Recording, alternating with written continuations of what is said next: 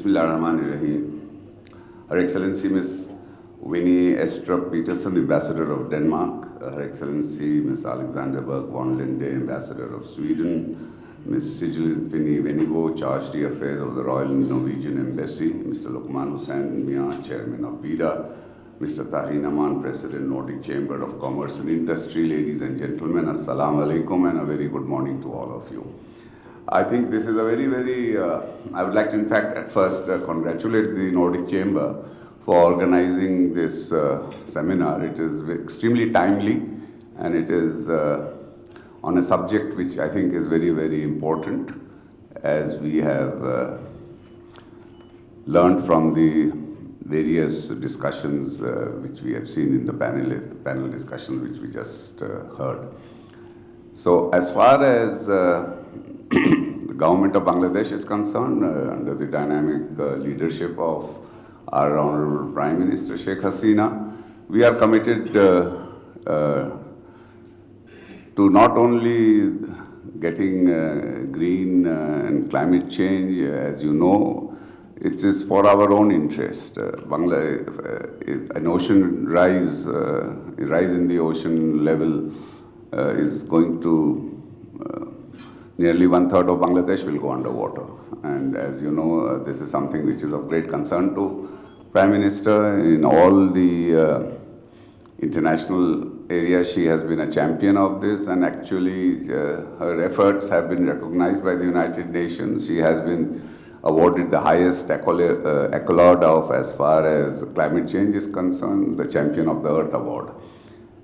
So, having said that, I think that I just wanted to say that in order to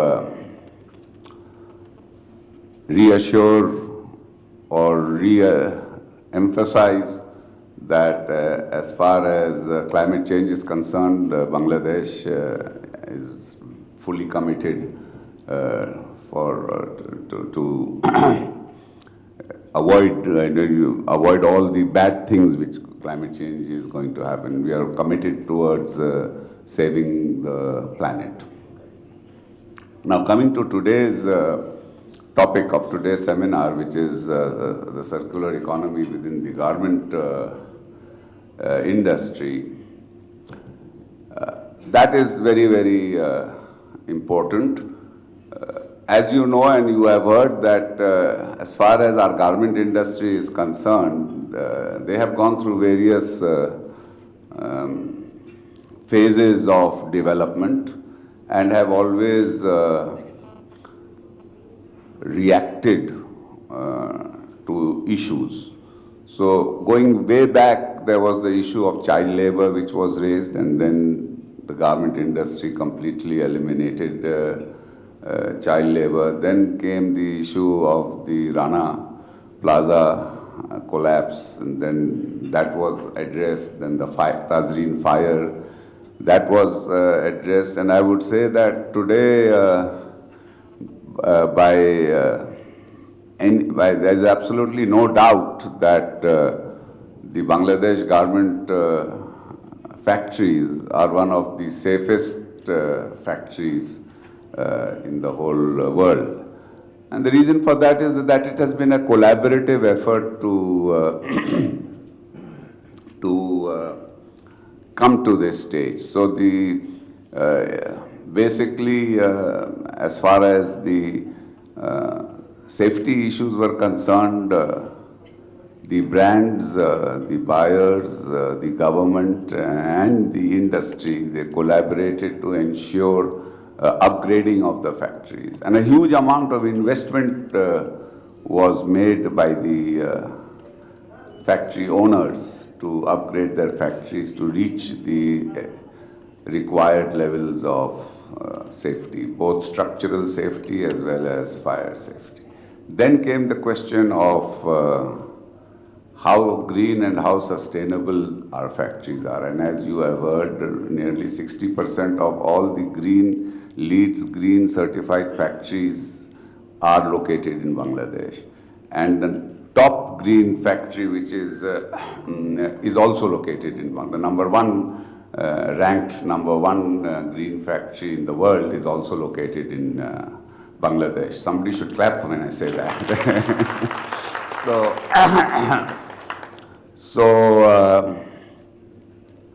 that shows the commitment of our garment industry towards having green factories. So now we came up with this issue, and as you heard the brand's presentation on the circular economy, and so this is of course very, very interesting. And in fact, if you were to go back to the,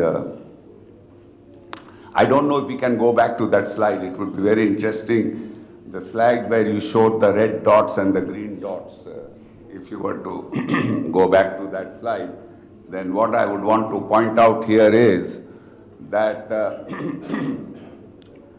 other than cotton, there is still no technology available for doing recycling. So, you know, we are talking about recycling, we are talking about a lot of things today, and we are talking about a lot of initiatives. But I think this is your biggest,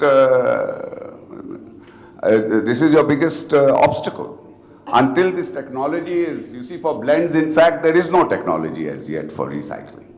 And yet this is talking about country-wise, he's saying. But I'm saying globally, you will not have that technology at this moment.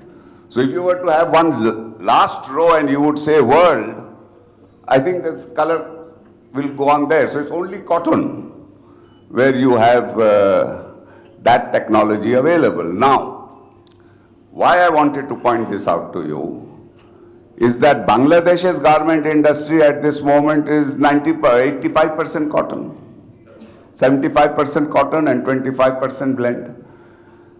And so the biggest opportunity actually for using the existing technology is in Bangladesh. And it's a huge opportunity for us that if we can do that, then we would be one of the few countries where we would actually be having a circular economy as far as the garment industry is concerned. And there a lot of work is being done. So I would like to simplify this rather than going into absolute numbers, that we are the second largest producers of garments in the world, of which 75% is cotton. So it naturally follows we are also the second largest producers of waste in the world,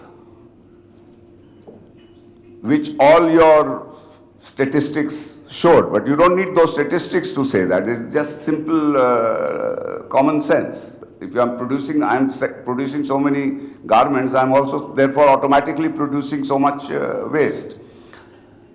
So why the waste? So now in recycling the waste, there are basically two technologies. They have shown green in all, but they're basically 2 or 3 technologies which are now, new technologies are being also developed. One technology is the mechanical recycling. One technology is the automated mechanical recycling. And another is the chemical, bio recycling of the technologies. So all these technologies are being developed. Mechanical recycling is being done in Bangladesh for quite some time, but the waste which is exported to China, Turkey, India, it's again recycled there mechanically, but most of it is not necessarily coming back. I'm not so sure. The brand presentation showed a figure of so much of that recycled import coming back. I'm not so sure that figure is actually correct. I don't think that much recycled, we are not importing that much recycled this thing. Maybe it has changed, but since my last time I had seen that figure. So what is happening to that, what we export to the waste? So some of it, for example, some of it is not being used in the garment industry. Some of that is going into other industries like manufacture of automobiles. It goes into the seats and into all of that areas it is going into. So obviously, what would we want to do? We would want to have this, and I agree with brand presenter that it's a gold mine. There's absolutely no question about it. It could open up a very huge new sector. So what does as far as the logical government support is concerned, first thing first, the logical thing to do is ban the export of waste. We don't allow the waste to be exported. We should recycle all of it within Bangladesh, and that would actually give a big advantage to us. Very good. I can do that. But do I have enough capacity to recycle that waste? So we have to do this in parallel. We have to build up that capacity locally and then go for banning the waste. But the government is already thinking about this. We have already, in fact, looked at it. And then the collection issue which has come up, I had, in fact, spoken to the president of BGMEA, that BGMEA should take the initiative of having a central, excuse me, having a central collection system. And they could have a, you see, because what happens now is for recycling, when you collect the waste, you have to do the sorting and you have to bring it into different colors, into pure cotton, blended cotton, all of that has to be done. So if one could do this centrally, and if all, because there is also a very big, at the moment the entire collection system is very, very informal. And the garment factory owners have a big issue with this waste. Because in the local areas, they face a lot of pressure from the local influential people. So if BGMEA would take over the collection of all the waste and set the price, again, here there is again a question of pricing for the waste, which is also very, very important. So if all of that could be formalized, then that I think would be the first step. The second step is that one would have to then set up much more and more recycling facilities. And I think more than mechanical facilities, I think automated facilities would be better. A number of large plants have already been set up in Bangladesh, and that is moving very fast. But there is another problem. The technology so far is that you can't use,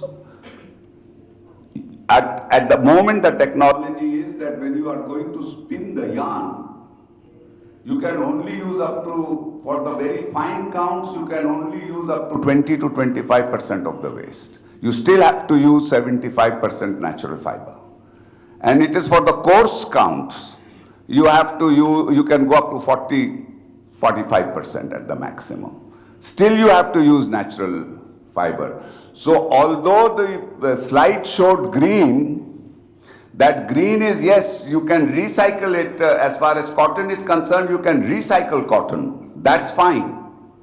But that doesn't mean that you can use 100% recycled cotton to manufacture fabric and then manufacture garments. So this is also an issue of a lot of technological, a lot of technology development is also required. And here I think what the EU and the Nordic countries should actually be doing, that the funding which you are doing, I think huge amount of funding should be given into research and development.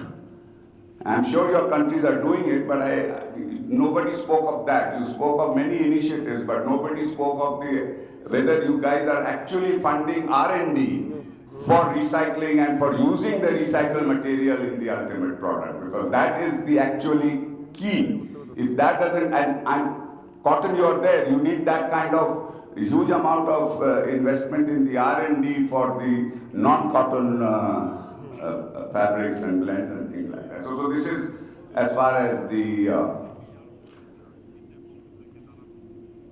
post-production waste is concerned, pre-production waste is concerned. Now let's talk about post-production waste. The huge, you see, I like one sentence in the brand presentation. They said that the end of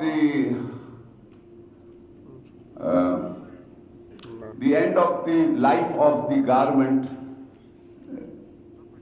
the adjective was used, the perceived end of the life of the. So I had Richard Quest with me. I had taken him to the Beximco plant yesterday or day before, and while we were talking to him, we said that what is fashion, and we said that fashion is a conspiracy to make your closet obsolete as fast as possible.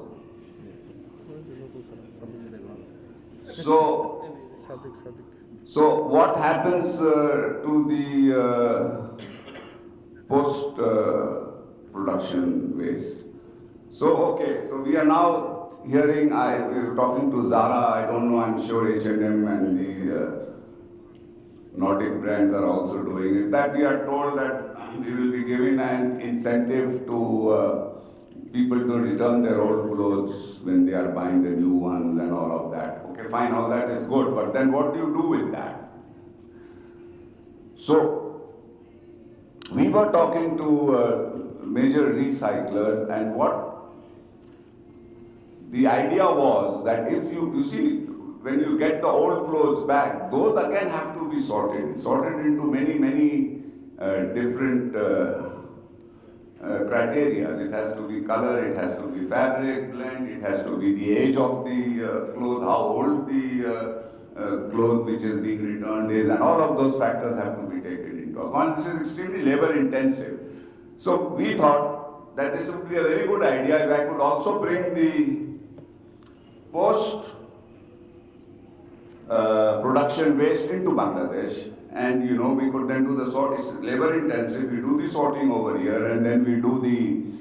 So there again, the problem is that we have a very high duty tariff for second-hand clothes. So importing this in that fashion would be very difficult, and I don't think our National Board of Revenue would want to start another bonded facility for second-hand clothing. And that would then again, they say there would be huge amount of leakage from the bonds and it would go into the markets. So the idea we are thinking of is that let's damage the clothes.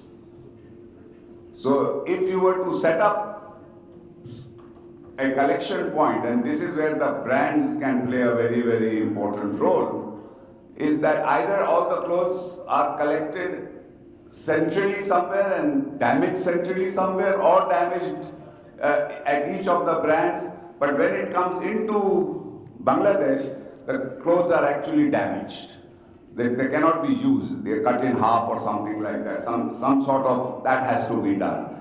Then that is again another big source of recycling. And only once you can do that will you truly have a circular economy. Unless you don't do that, then there's a big missing.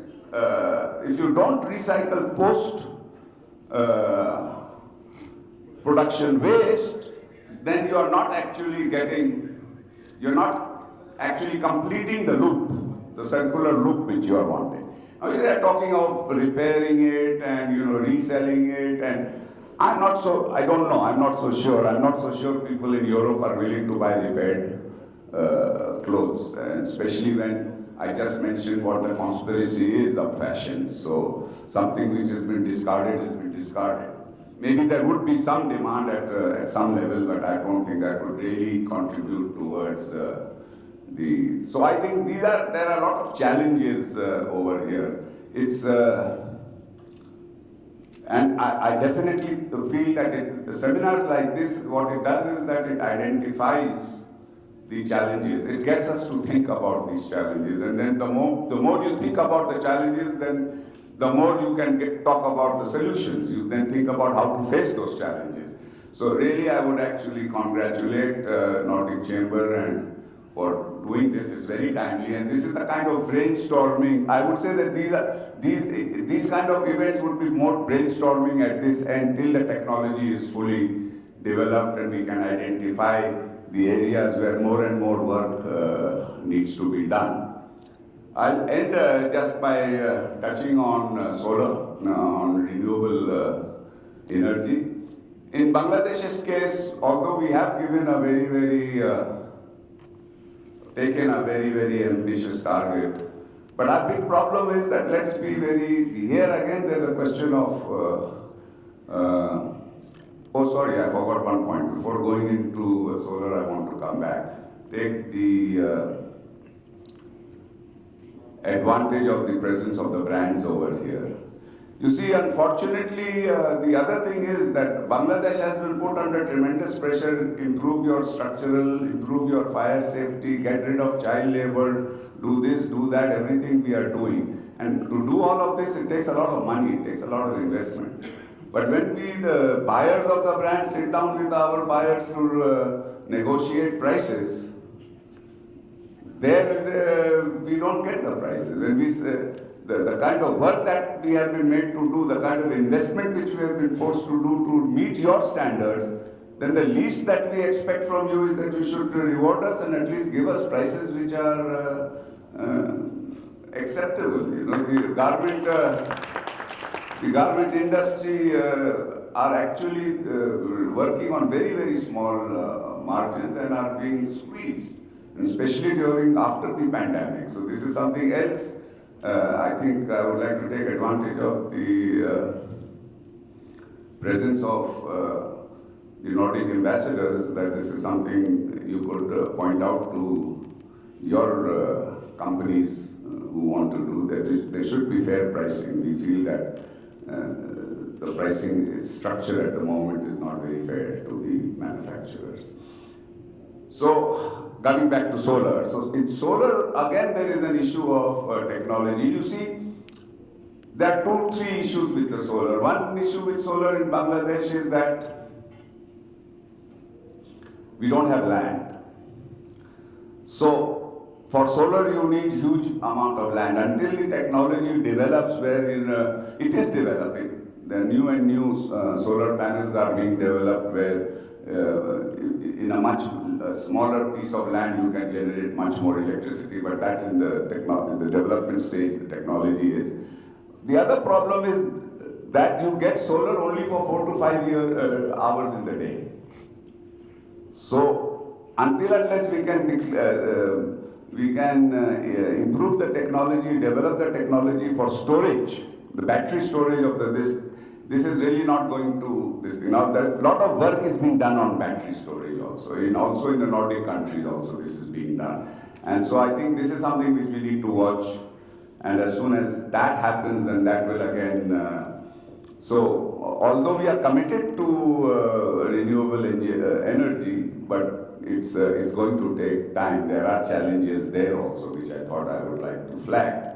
And after saying that. So, although the head of the EU delegation has left, he was talking about a lot of legislations, which is fine. One, I don't know how far this is true or not, but one legislation which I was told the EU is contemplating is that as far as post-consumption waste is concerned, the old clothes, they want to do the sorting and they want to do the repairing and everything within Europe. And they will not allow the export of the used clothes to other countries. So I don't know how practical that is, because like I said, that's very labor intensive. So when one legislates that, one has to also be careful that it's and understand its practical implications.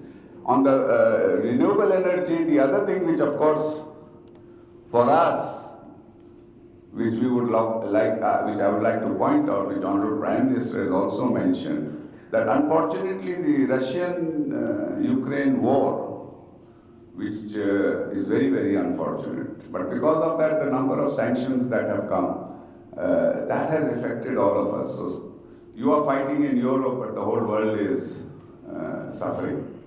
And we are talking about renewable, we are talking about commitments. But because of the war, when there was an energy crisis, Europe very, very conveniently forgot about renewable, went back to coal power, went back to a lot of other issues. So that also, for people far away in countries like Bangladesh, we really then start wondering that to what extent your commitment is to renewable, or are we talking about standards which are applicable in one end of the spectrum and not applicable to the other end of the spectrum? So I'm being frank and candid, but I think these are issues which need to be addressed. So again, ladies and gentlemen, excellencies, thank you very much, and especially the President of the Nordic Chamber, thank you very much for inviting me to this seminar today, giving me an opportunity to say a few words.